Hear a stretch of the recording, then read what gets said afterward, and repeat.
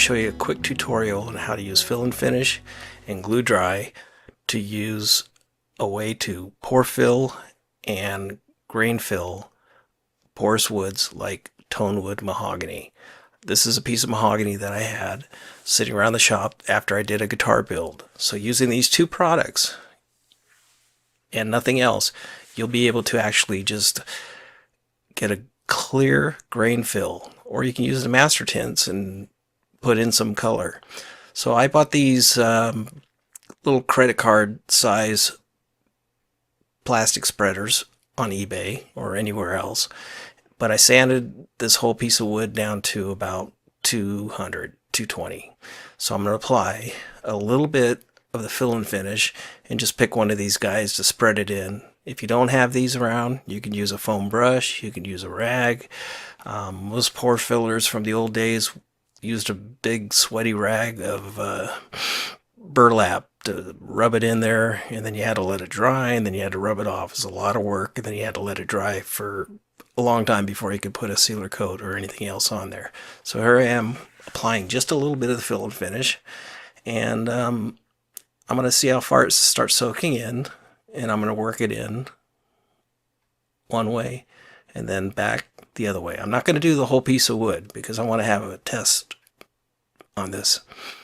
So I'm getting the corners, I'm getting everything, and it's kind of hard to see from the camera angle, but I know that I'm filling up every pore.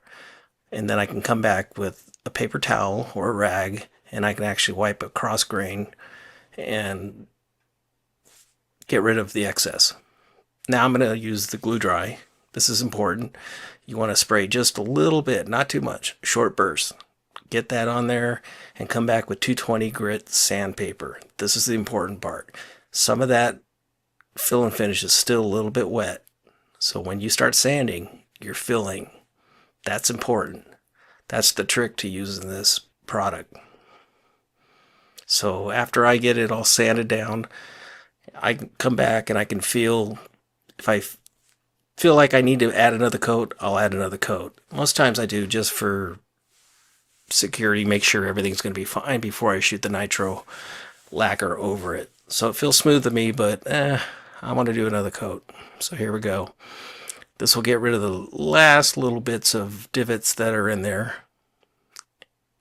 And then I can go on to putting my Nitro on there. Now, the way I'm going to put Nitro in this video is not normal application style.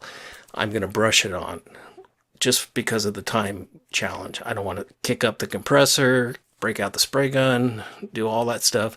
So as I spray an extra little coat of GluDry to get it all sealed up, and then I'm going to sand it back down again. I'm actually going to brush on lacquer and then sand that back down. Now the reason I'm using a lacquer that I can brush on, it's still ready to spray lacquer that you'd use in a gun with a compressor.